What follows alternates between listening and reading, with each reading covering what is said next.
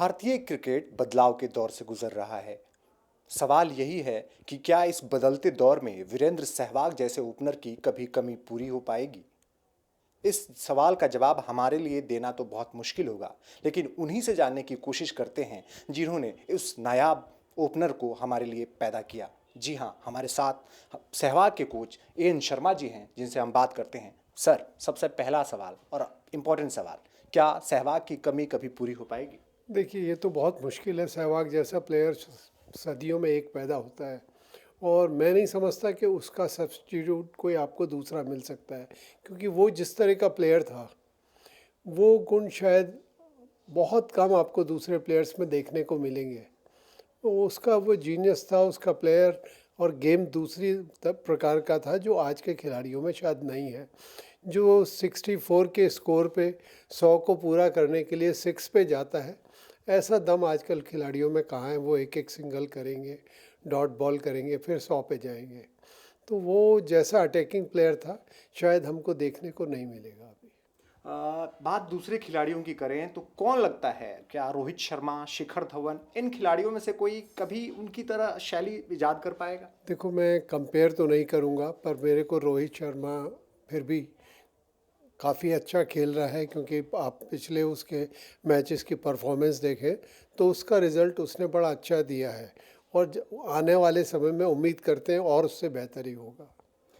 दूसरे खिलाड़ियों की बात करते हैं। वर्ल्ड कप टूर्नामेंट आ रहा है, बहुत छोटा फॉर्मेट होता है, बहुत इंपॉर्टेंट बढ़ जाती है किसी भी बल्लेबाज के लिए। क्या लगता है, मिडिल ऑर्डर में अगर भारतीय टीम की डेप्थ देखी जाए तो विराट कोहली, अजिंक्य रहाणे, ये ऐसा सारे खिलाड़ी हैं, क्या ये कभी भारतीय टीम की कमी को पूरी कर पाएंगे? उम्मीद करते हैं, क्योंकि पिछले दफ़ा जितना ये T20 ऑस्ट्रेलिया में हुआ है, विराट कोहली बहुत अच्छा खेले। अगर इसी प्रकार से फॉर्म में रहे तो मेरे ख्याल से हमारे को T20 वर्ल्ड कप जीतने में कोई परेशानी नहीं होनी चाहिए। लेकिन अगर पूरे दुनिया में अगर क्रिकेटर की बात करें, किस खिलाड़ी को उनके सबसे नज़दीक आप समझते हैं? देखिए, मैं जहाँ तक मानता हूँ उसके खिलाड़ी नज़दीक रहने बाद तो मुझे विवियन रिचर्ड्स याद आता है। उसका गेम मैंने जो देखा है, जो पावर से उसी प्रकार के शॉट खेलना, क्योंकि वीरेंद्र सहवाग ने काफ़ी शॉट अपने ईजाद किए थे जो कई बार हम लोग कल्पना भी नहीं कर पाते। थर्ड मैन के ऊपर से 6 मार देना, पॉइंट पे 6 मार देना, ये शायद आपको ये शॉट्स देखने में इंटरनेशनल क्रिकेट में बहुत कम मिलते हैं।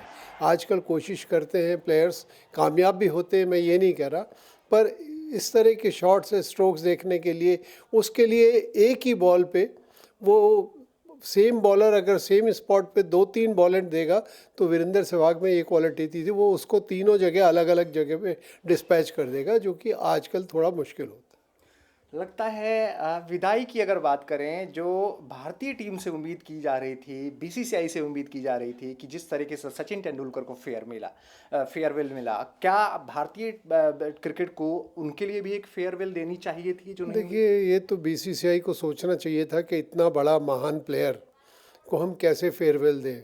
मेरे ख्याल से आखिरी स्टेजेस पे जिस तरह से उसको ट्रीटमेंट मिली, मुझे उससे ज़्यादा दुख मुझे हुआ। हालांकि वो मेरे को कई बार मोटिवेट करता रहता था कि सर, आप बिल्कुल मत सोचो, जो भाग्य में लिखा है वही होता है, ना उसको आप बदल सकते हो ना मैं बदल सकता हूँ। ये मुझे हमेशा उसने कहा। जब टेस्ट सीरीज़ से बाहर रहा, इंग्लैंड नहीं गया, तब भी हम मेहनत करता रहता था, पर हमेशा मुझको ये कहता था, सर इसको कभी सीरियसली मत लेना, ये तो जो भाग्य में लिखा है। पर यह है कि बीसीसीआई ने उसके साथ, मैं जहाँ तक कहूँगा, न्याय नहीं किया। तो कहीं ना कहीं इस चीज़ का मलाल तो ज़रूर रहेगा भारतीय क्रिकेट को ही नहीं, पूरे दुनिया में जो सहवाग के फैंस थे उनको उम्मीद थी कि एक अच्छा फेयरवेल सहवाग को मिले। अब तो बीती बातें पीछे छूट गई है। अब जो बाकी के खिलाड़ी हैं, जो ओपनर्स हैं, उनसे हम यही उम्मीद करेंगे, और जैसा कि एन शर्मा सर ने भी यही कहा कि हम उम्मीद करेंगे जो खिलाड़ी हैं वो ज़रूर थोड़ा बहुत पास जाने की कोशिश करें और भारतीय क्रिकेट को बुलंदियों तक पहुँचाएँ।